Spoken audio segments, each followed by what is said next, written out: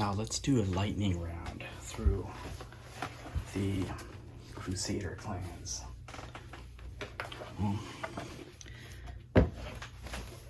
First,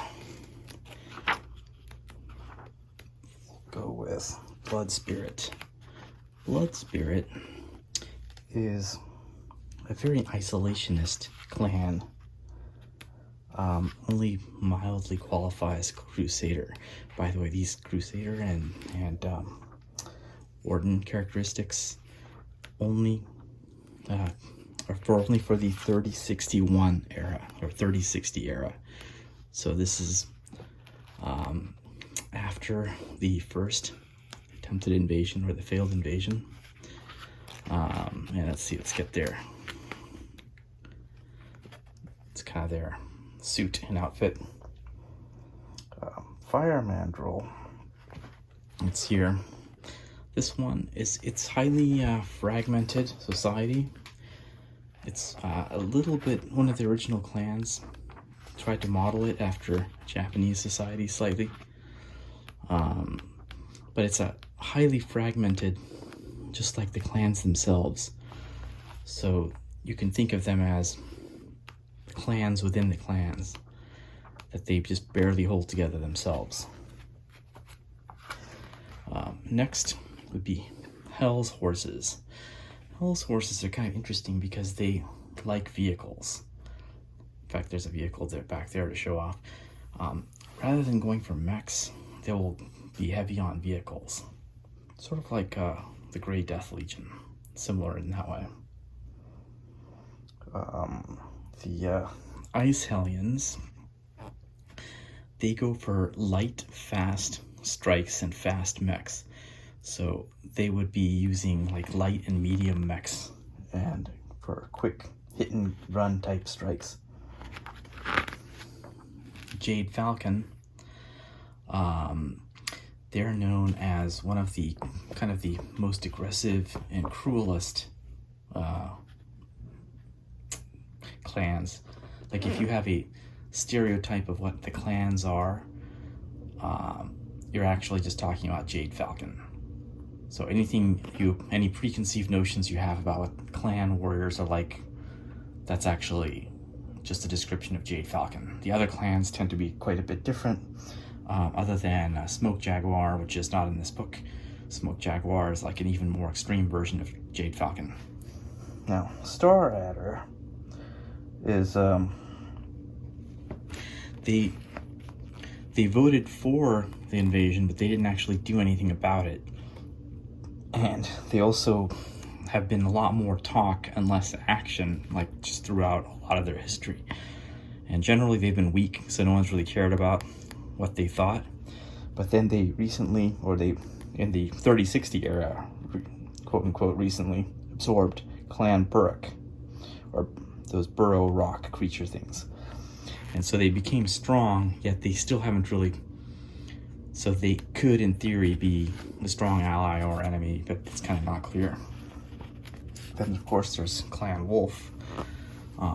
Wolf was originally the strongest of the clans, but they were defeated by Jade Falcon in their refusal trial. They were badly damaged, and also 1/3 of their forces left to create the Clan Wolf in Exile that now lives in the Inner Sphere and tries to protect the Inner Sphere from future clan invasions. So it's like 1/3 of their forces mutinied on them. So now let's do a lightning review of the Warden clans, at least according to this source book. The behavior of a clan actually changes with time, so this is a snapshot of the year 3061 and how the clans were acting during that period. So here they go through a variety of different clans. Let's get to the pictures just so you can see the art, and we'll just talk through them there. So the Warden clans is according to the 3061 or 3060-ish era. I'll start with Cloud Cobra. So they are a very religious, they're kind of like, they're warriors or monks and priests, and they have a religion called the Way, and everything is about the following of the Way. And so that's kind of their thing. Coyote was the second strongest of the clans for a long time, and was heavily allied with Wolf, and they sort of dominated the clans and the upper councils for a long time. But during recent times, that is in the 3060 era, they had lost a significant fraction of their strength and had become sort of a weaker clan.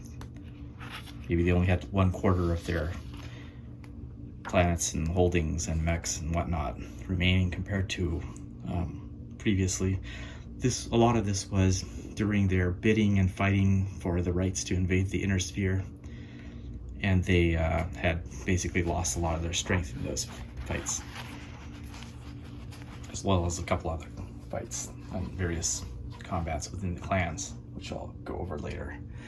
So Diamond Shark is mostly a merchant clan. They're very unusual. They have some deep-rooted hatreds towards some other clans, partly because they used to be a sea fox and not a diamond shark. So they had to change their totem animal after the sea fox became nearly extinct due to the tricks of another clan. So they just kind of co-opted the diamond shark, which was responsible for exterminating their totem. Ghost Bear. That's one of the stronger clans. They have an interesting and unusual weakness, though. They have almost no aerospace assets of any consequence. So that means they have to kind of ally with other people, and mostly Snow Raven. So basically, if you were to play Clan Ghost Bear, you would play all elementals and mechs. You would not have any aerospace. If you did actually want to have aerospace or any VTOLs or any aircraft or anything like that, those would probably be painted as Snow Raven. And Snow Raven and Ghost Bear kind of work together because Snow Raven, on the other hand, has almost no ground forces. So they kind of fit together even though the clans are not fully aligned on their goals. Ghost Bear has all the ground forces, and Snow Raven provides all the ships and navy and jump ships, as well as aerotech fighters and air support. So they kind of get along really well. In fact, Snow Raven provides jump ships for everyone in the clans. They pretty much have all the navy, or much of the navy assets, for historical reasons. Okay, next, Goliath Scorpion. These are pretty crazy. They have almost no friends, but also no enemies either.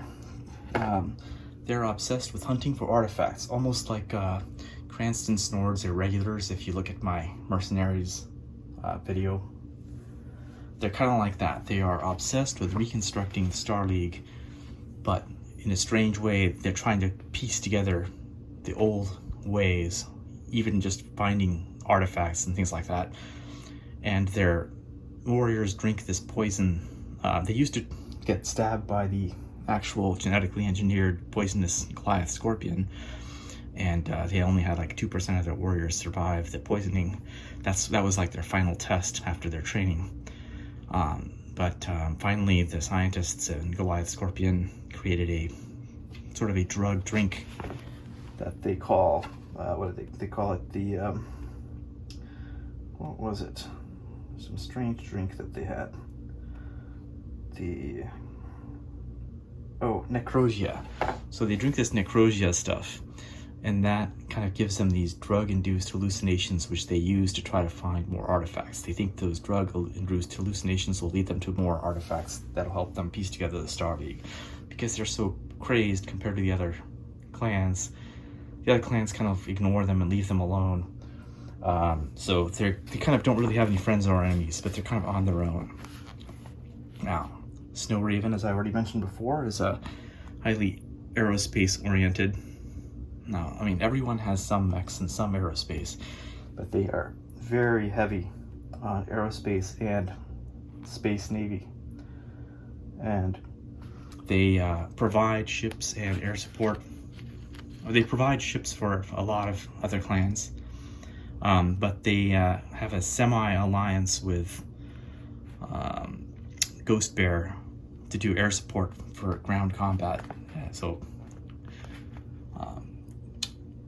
Ghost Bear does the ground forces and Snow Raven does the air forces, and they do combined attacks on whatever happens to be a joint interest. Finally, there's Steel Viper. This is sort of the weakest clan of the clans that remain. They're at least inside the inner sphere. They're only barely Warden.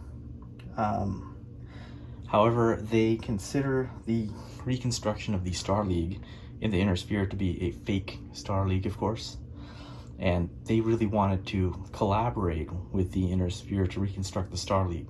But now that the Star League kind of reformed itself in the inner sphere without the clans, they were kind of offended, and now many of their warriors want to go and invade the inner sphere and take down this fake Star League, even though officially they're supposedly a Warden clan. So I've attempted to construct the clan alliances map based on whatever resources I could find, and I came up with this thing. This would be roughly for the year 3061. Now, a double line means, or between 3025 and 3061. Some of these lines actually changed. You can see here that Snow Raven to Jade Falcon has both a solid line and a dashed line, because they had a solid line, kind of more like a friendly scenario, and then that kind of fell apart and they became enemies. So the dash, there's a solid and a dash at the same time. Some of these where there's a strong alliance, it's double line, and a triple line indicates they're actually the same thing. And then double dashed means extreme hatred. Single dash just means regular hatred and regular fighting. Double dashes also sometimes mean that clan actually absorbed another clan. So Star Adder and that burrowing rock thing actually started with a solid line, but it turned into a double dash line. It's sort of like a fake absorption of that burrowing rock clan, because they had been declared non grata and were going to be destroyed, just like Wolverine. There's Wolverine. They got taken out by Wolf, and actually a lot of other clans. Ghost Bear has a solid line to Wolverine. I'm representing that even though Ghost Bear was the enemy of the Wolverine like everyone else, Ghost Bear let a bunch of Wolverines loose. And Wolverines then fled, creating the 331 Minnesota clan that escaped to the inner sphere, although they were never officially known to be a clan, but it's pretty much the remains of Wolverine that Ghost Bear let escape. So that's the 331 Minnesota clan, which briefly appeared inside the Draconis Combine. This was before clan invasion era. And then, let's see. That's so it's kind of a chaotic mess. And that sort of explains why the clans weren't really able to be that successful, even though they had technological superiority, because they were even more fragmented than the inner sphere.